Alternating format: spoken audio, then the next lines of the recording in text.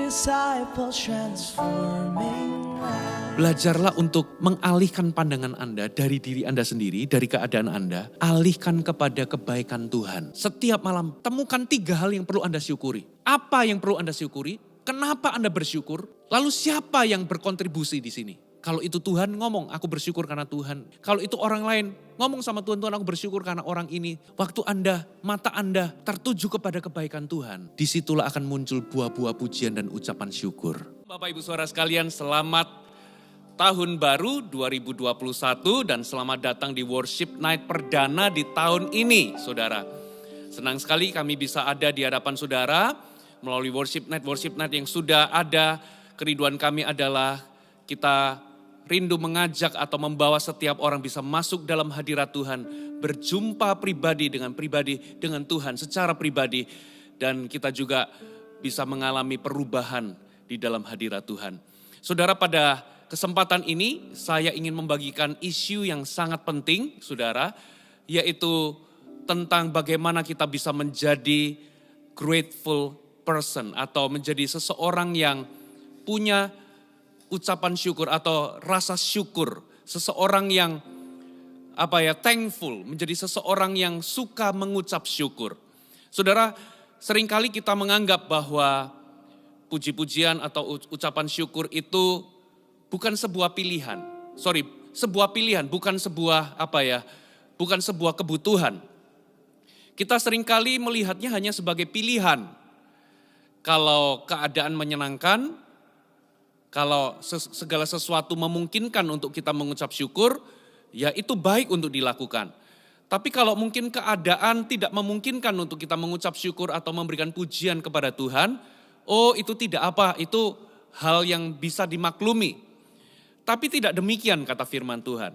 Saudara, firman Tuhan mengajarkan bahwa mengucap syukur atau memberikan pujian kepada Allah adalah sebuah perintah. Dan karena itu adalah sebuah perintah di dalam Alkitab, berarti Tuhan itu tahu bahwa di dalam diri manusia itu butuh untuk mengucap syukur.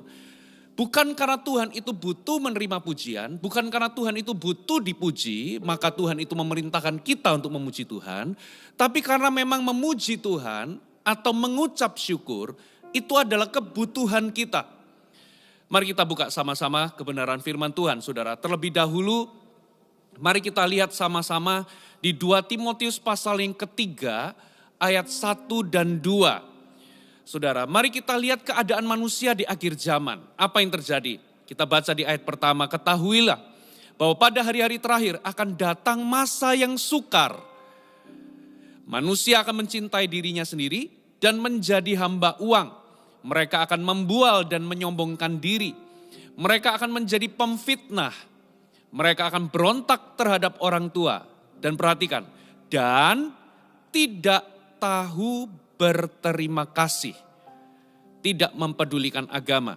Lingkari kata-kata tidak tahu berterima kasih. Terjemahan Indonesian Literal Translation dikatakan begini. Tidak tahu bersyukur. Versi King James menerjemahkan begini, unthankful.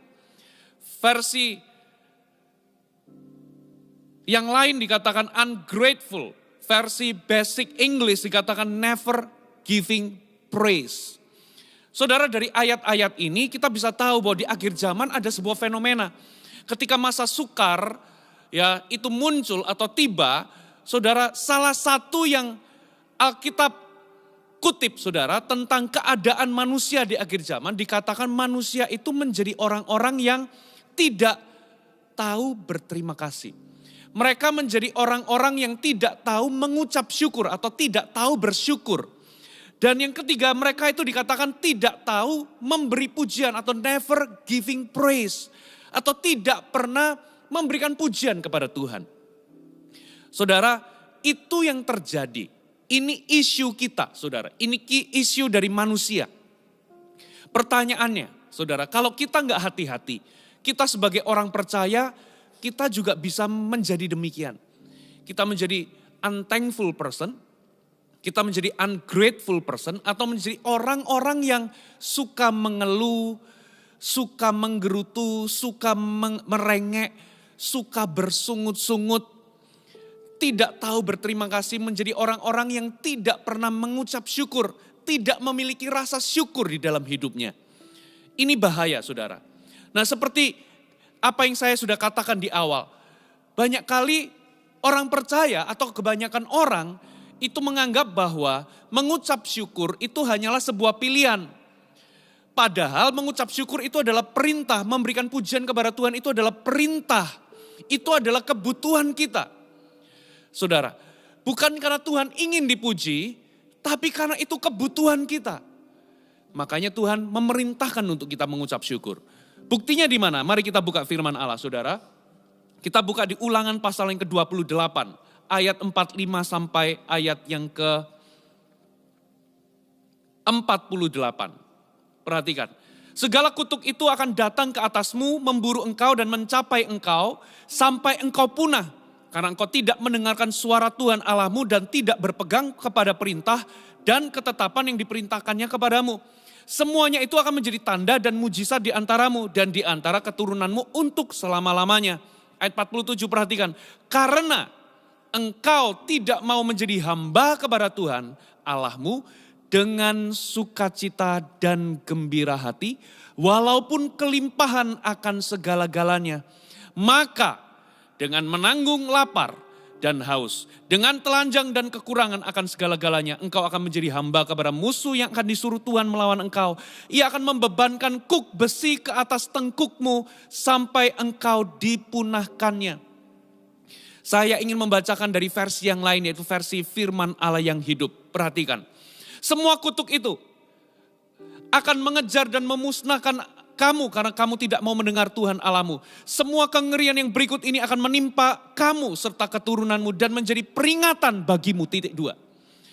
Kamu akan diperbudak oleh musuh-musuhmu karena kamu tidak mau memuji Allah atas segala yang telah diberikannya kepadamu. Saya ulangi. Ya, ayat 46 ya, saya ulangi. Semua kengerian yang berikut ini akan menimpa kamu dan keturunanmu dan menjadi peringatan bagimu. 2. Kamu akan diperbudak oleh musuh-musuhmu karena kamu tidak mau memuji Allah atas segala yang diberikannya kepadamu.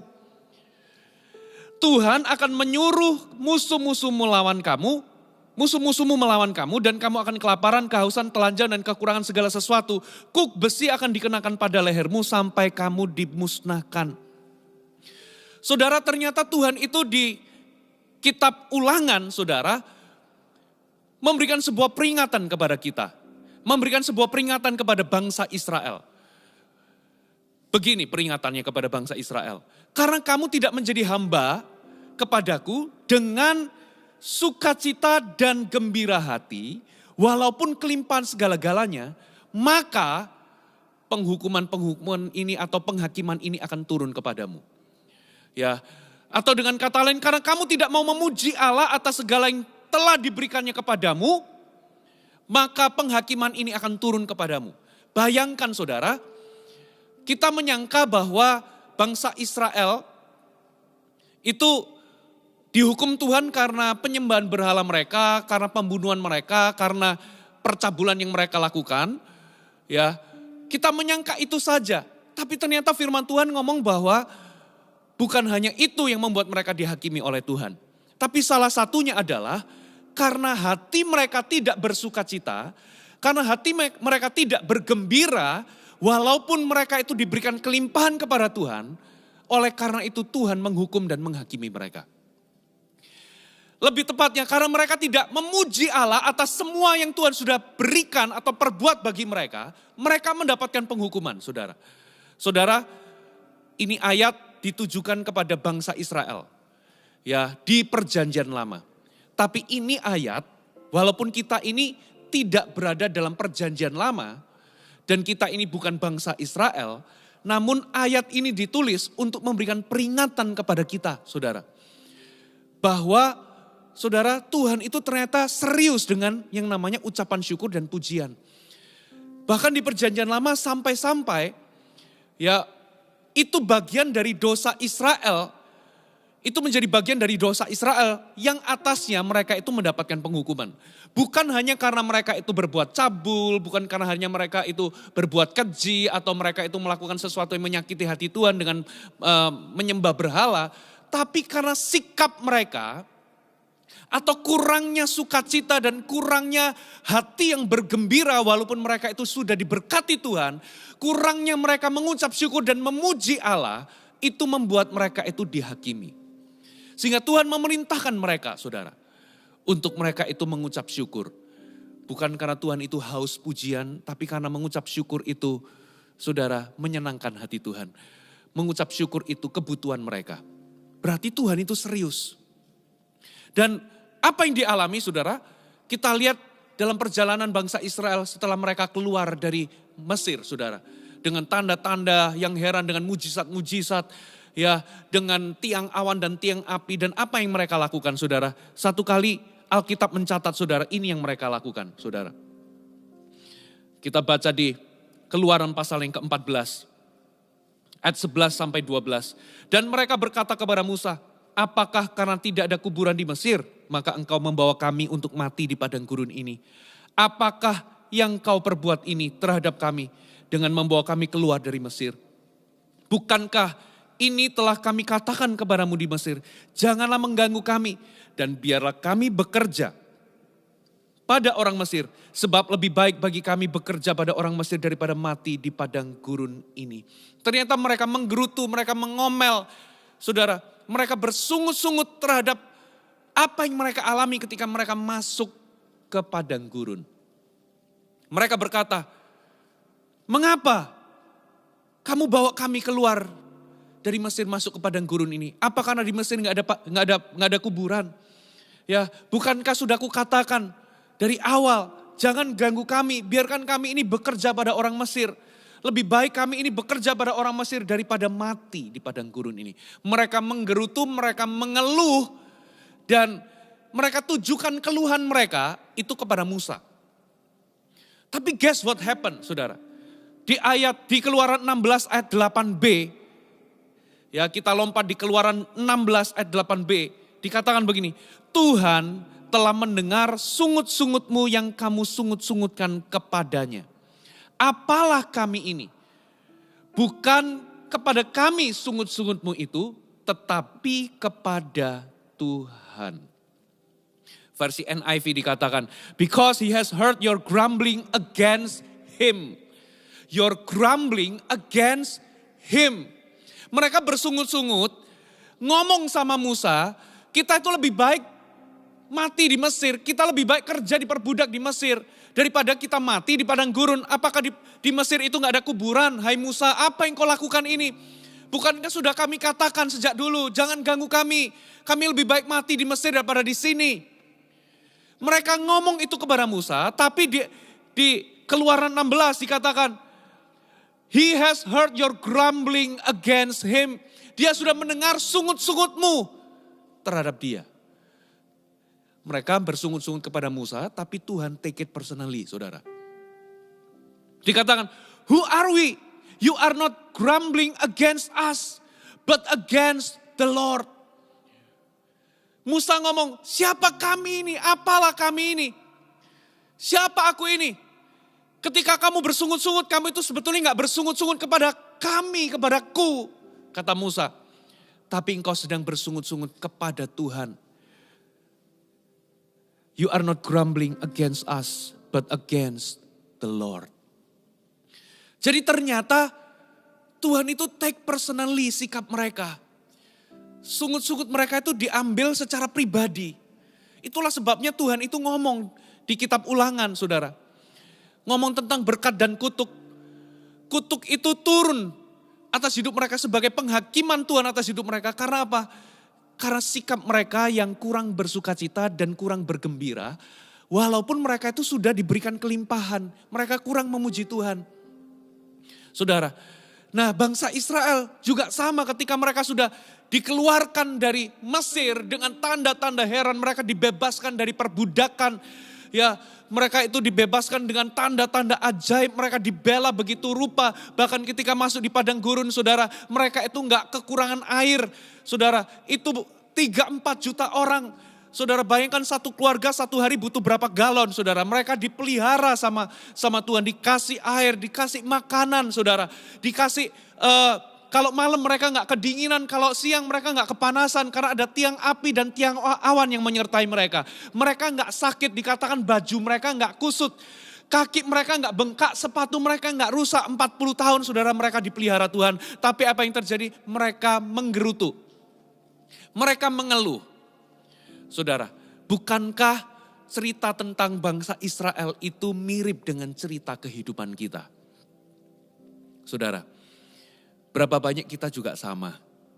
Saudara, kita ini mengeluh, kita menggerutu. Bapak Ibu Saudara, kira-kira apa sih yang kita gerutu? Apa yang kita keluhkan? Saudara, ini yang kita alami saudara. Walaupun Tuhan itu memberkati kita. Walaupun kalau kita mau jujur, kita melihat bahwa kita ini dikelilingi dengan kebaikan Tuhan. Tapi ini yang terjadi. Setan berhasil mengalihkan pandangan kita. Untuk kita melihat kepada diri kita sendiri. Dan kita tidak lagi melihat kebaikan-kebaikan Tuhan di sekeliling hidup kita. Ketika setan berhasil mengalihkan pandangan kita dari kebaikan-kebaikan Allah dan beralih kepada diri kita sendiri. Disitulah kita mengeluh, disitulah kita menjadi ungrateful person. Kita menjadi unthankful person. Kita menjadi orang-orang yang ditulis di akhir zaman. Ya, orang-orang yang tidak tahu bersyukur, tidak tahu berterima kasih, tidak tahu memberi pujian kepada Allah. Bangsa Israel, mereka itu sudah diberkati Tuhan. Tapi pandangan mereka teralihkan dari kebaikan-kebaikan Tuhan yang Tuhan sudah nyatakan. Mujizat-mujizat, tanda-tanda tiang awan, tiang api, pemeliharaan Tuhan, mana yang jatuh dari langit. Ya, air yang keluar dari manapun mereka berhenti, di situ ada air. Mereka dialihkan pandangan mereka dari semua kebaikan Tuhan dan mereka melihat kepada diri mereka. Mereka lihat ya betapa kecilnya hidup mereka, betapa malangnya nasib mereka. Aku ada di padang gurun. Mereka lihat kepada gersangnya pasir yang ada. Mereka gagal melihat kebaikan Tuhan yang ada di sekeliling mereka. Itulah yang terjadi dalam kehidupan kita.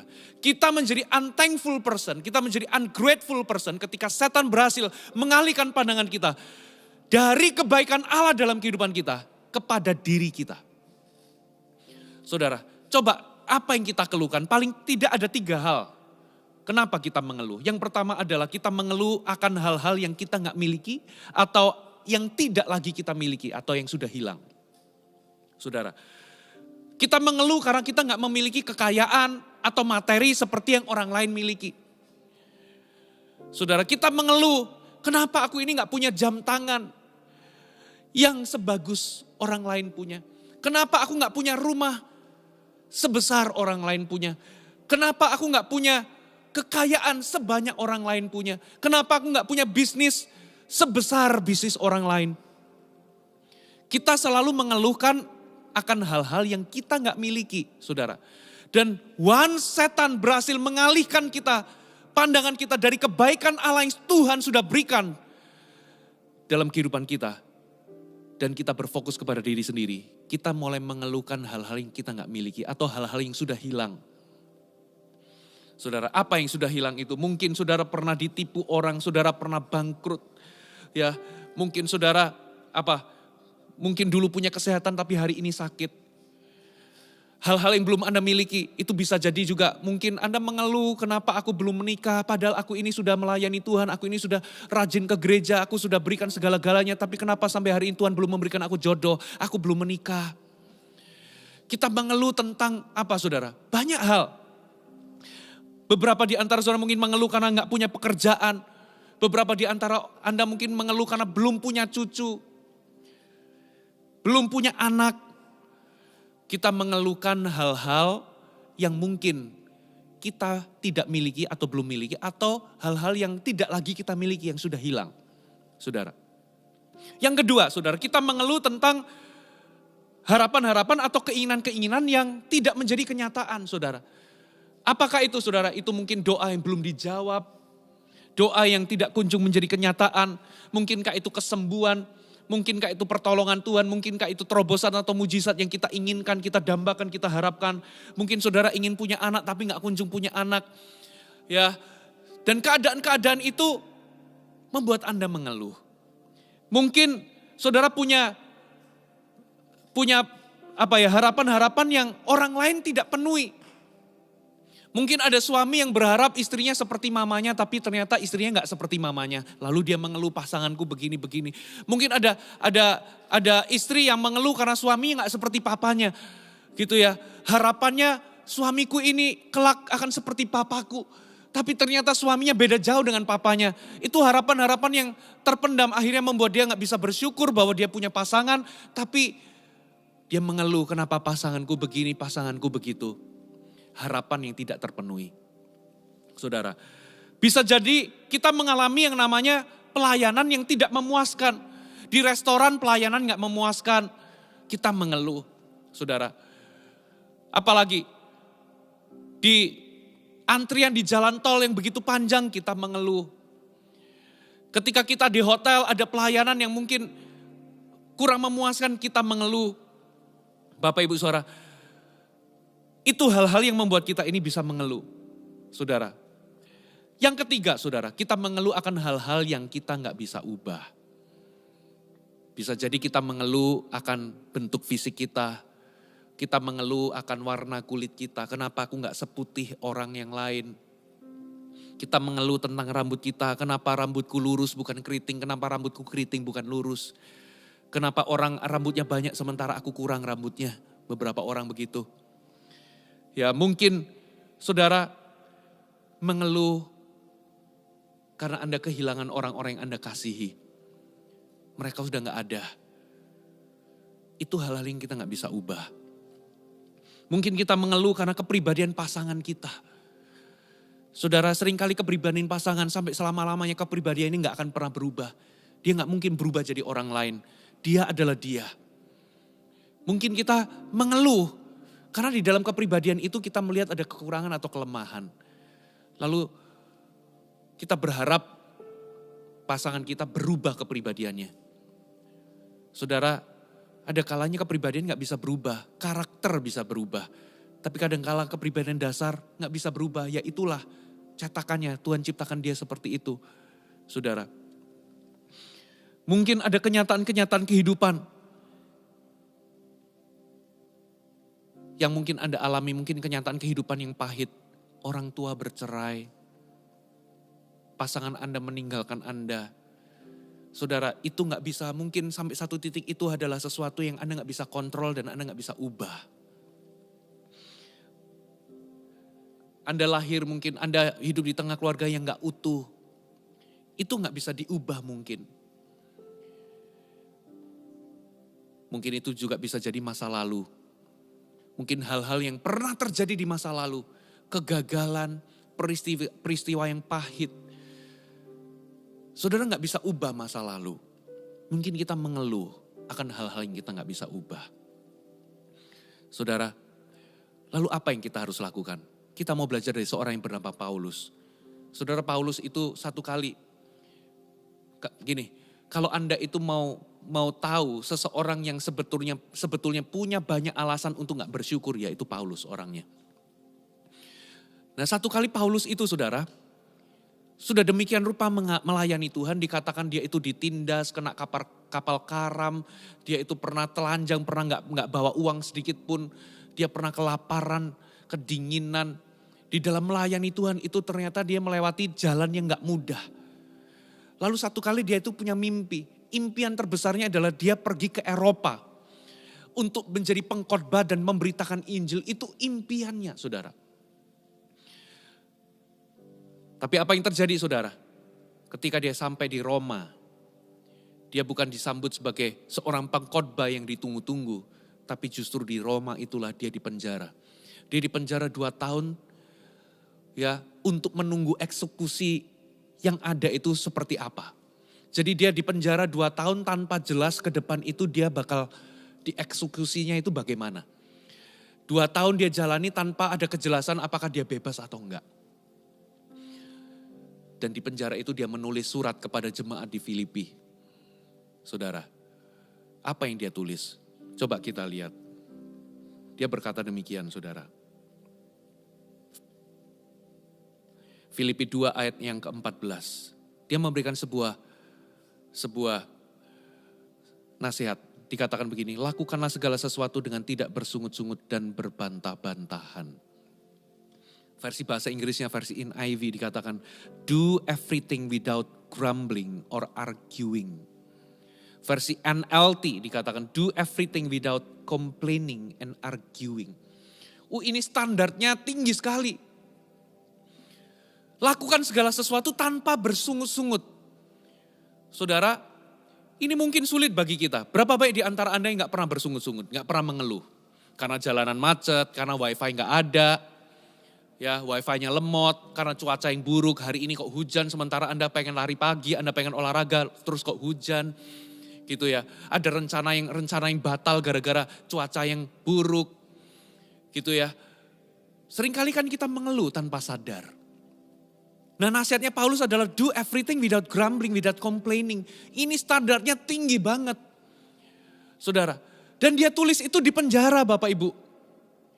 Dan coba lihat apa yang dia lakukan. Kita lihat Filipi 2 ayat 17 sampai 18. Dia ngomong begini, tetapi sekalipun, nah ini loh luar biasanya. Sekalipun darahku dicurahkan pada korban dan ibadah imanmu, aku bersukacita dan aku bersukacita dengan kamu sekalian. Wow. Dan kamu juga harus bersukacita demikian dan bersukacitalah dengan aku. Saudara, ini ayat bukan hanya ngomong tentang nanti dia akan mati jadi martir.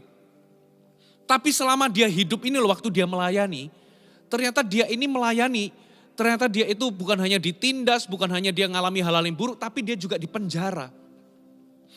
Jadi ini bukan bicara tentang saat-saat kematiannya nanti dia jadi martir, tapi di saat-saat dia hidup waktu dia melayani Tuhan, ternyata dia itu dipenjara, dia itu bermimpi, dia di Roma itu dia bakal jadi pengkhotbah, pemberita Injil, di situ banyak orang diselamatkan, tapi yang ada dia malah di penjara, nggak ada makanan enak di situ, tempatnya kotor, bau, ada tikus di situ, gelap.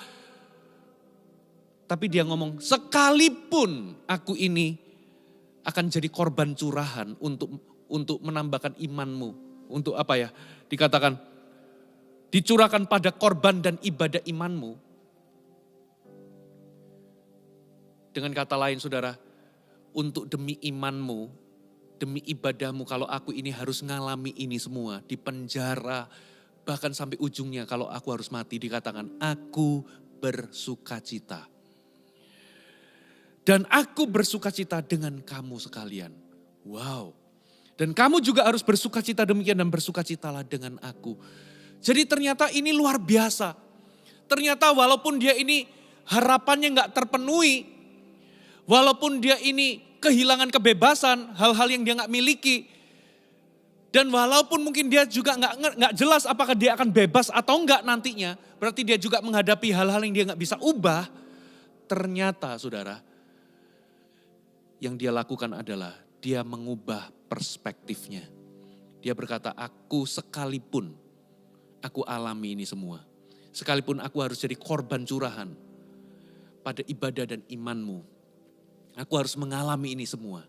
Aku bersukacita, dan dia ngomong bukan hanya aku bersukacita dan kamu pun. Aku pun bersukacita dengan kamu dan kamu pun harus juga bersukacita. Wow.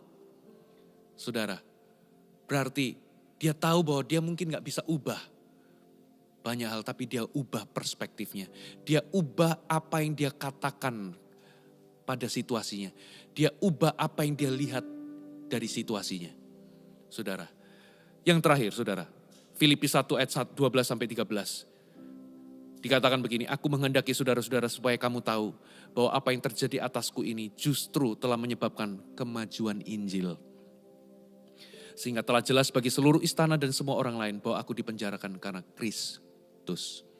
Dikatakan supaya kamu tahu apa yang terjadi atasku ini justru membawa kemajuan bagi Injil. Dia ingin jadi pengkhotbah, dia ingin ke Eropa karena kalau dia sampai di Eropa dan memberitakan Injil di Eropa, maka seluruh dunia akan punya kans untuk mendengarkan Injil. Karena itu daerah strategis, itu negara yang strategis. Tapi yang terjadi justru di situ dia dipenjara. Tapi yang luar biasa saudara, dia melihat bahwa dirinya yang dipenjara ini justru membawa kemajuan buat Injil.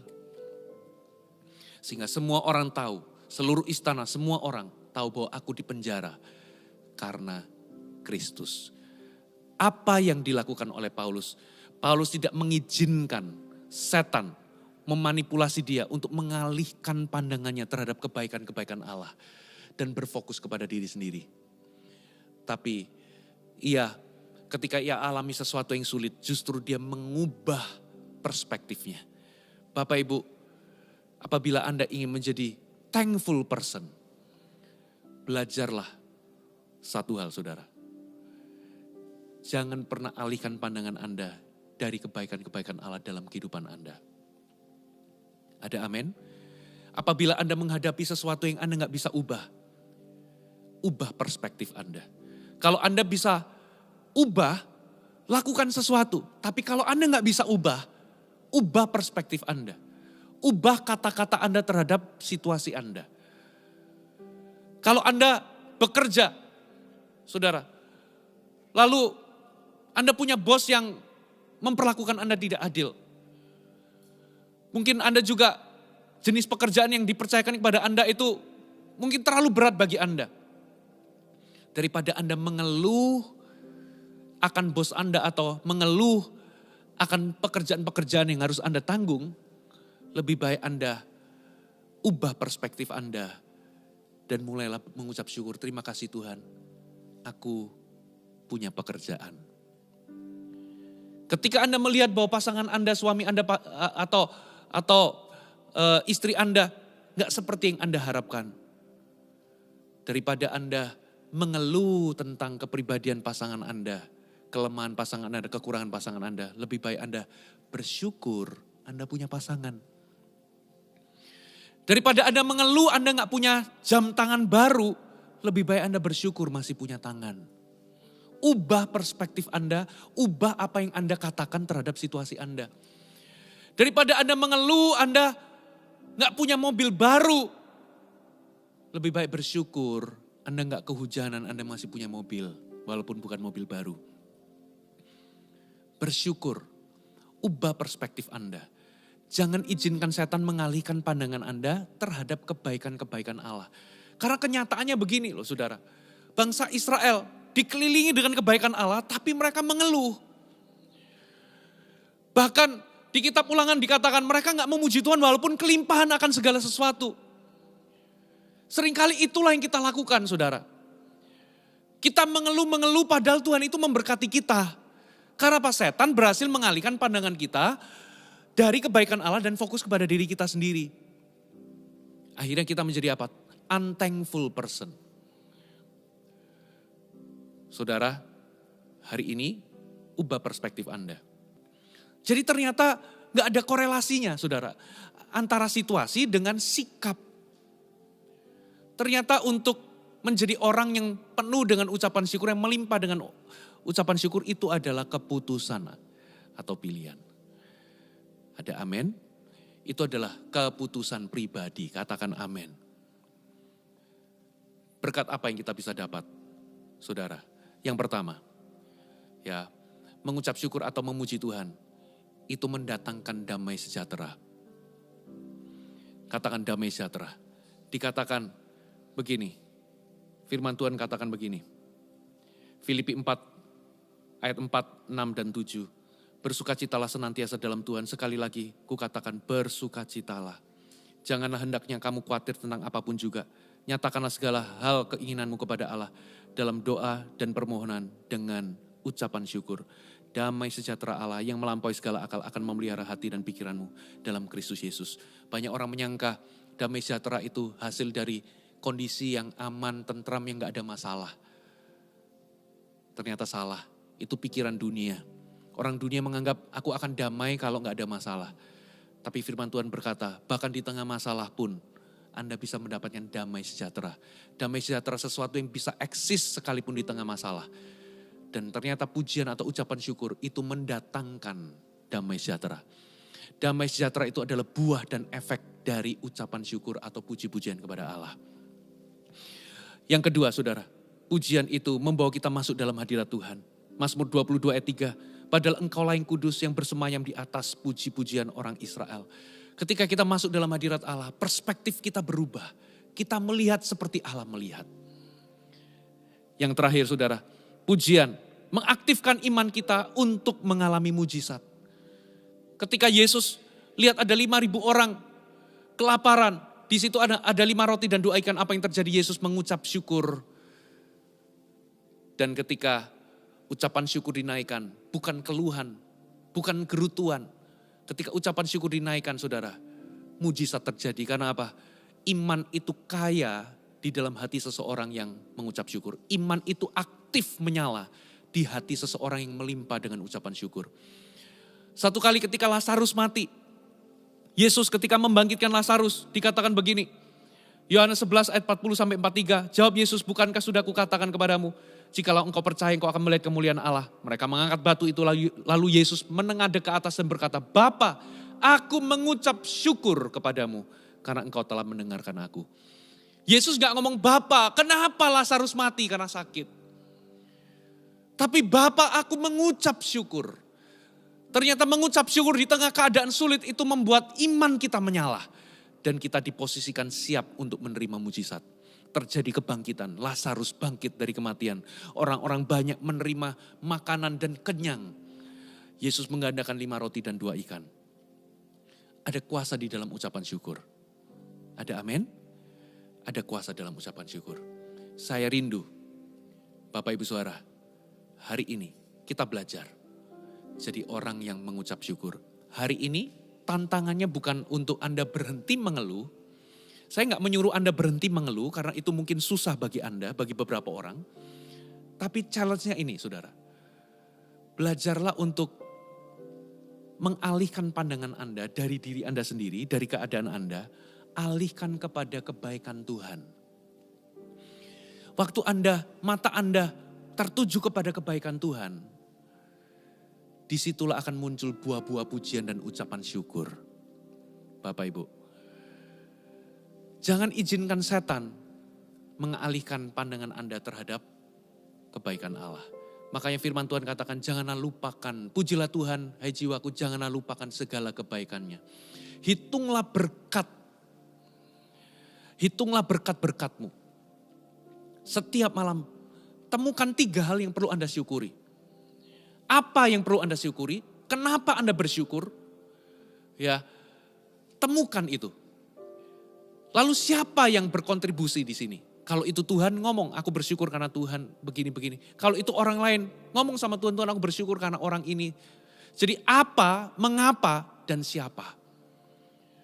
Dan ternyata ada 2 orang profesor meneliti saudara. Ya, kelompok A, kelompok B, dan kelompok C. Kelompok A selama seminggu disuruh untuk memikirkan dan fokus kepada hal-hal yang membuat mereka jengkel.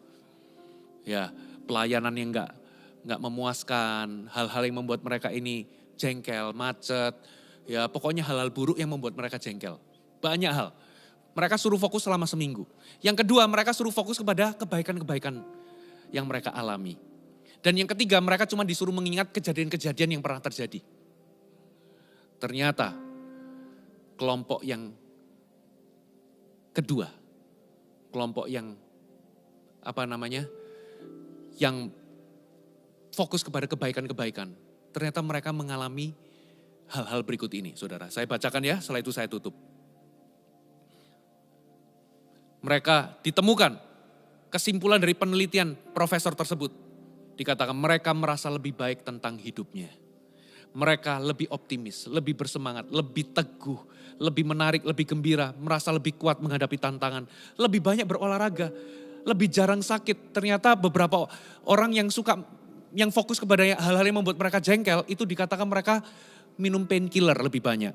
Mereka sakit kepala, gitu ya. Lalu dikatakan mereka menikmati tidur lebih nyenyak, lebih banyak, mengalami kemajuan, mereka lebih suka menolong orang lain. Ya, mereka menjadi lebih murah hati, mereka nggak iri, nggak depresi. Ya, mereka tidak mengalami kebingungan. Pikiran mereka lebih kreatif, lebih terbuka, lebih jernih. Mereka punya daya tahan yang lebih baik terhadap masa-masa sukar. Mereka punya respon kekebalan yang lebih tinggi. Kecil kemungkinan mengalami stres, hidup lebih lama. Memiliki ikatan keluarga yang lebih erat. Memiliki kerohanian yang lebih tinggi. Itu hasil dari mengucap syukur. Dan itu dibuktikan secara ilmiah. Ada profesor yang meneliti sekelompok orang yang fokus kepada kebaikan-kebaikan yang mereka terima. Yang satunya kelompok yang fokus kepada hal-hal yang membuat mereka jengkel. Yang satu cuma mengingat-ingat di masa lalu. Ternyata kelompok yang mengubah perspektifnya, melihat hal-hal yang baik, melihat Tuhan dan kebaikan Tuhan. Ternyata, saudara, mereka lebih bahagia, lebih puas di dalam hidup ini. Demikian firman Tuhan. Saudara, saya ajak Anda semua, mari kita masuk dalam hadirat Tuhan sekali lagi. Lalu kita merenungkan kebaikan Tuhan atas hidup kita. Amin. Hai, terima kasih sudah bergabung bersama kami, Gereja Mount Sharon, Jabodetabek. Sebagai gereja Tuhan, adalah kerinduan bagi kami untuk melihat Anda terus bertumbuh di dalam pengenalan akan Tuhan dan mengalami perubahan hidup. Maka dari itu, bergabunglah bersama komunitas kecil kami, Connect Group. Dapatkan informasi lebih lanjut pada kolom deskripsi kami. Last but not least, don't forget to subscribe dan bagikan video ini kepada orang yang Anda kasihi. Thank you for joining us and see you next time.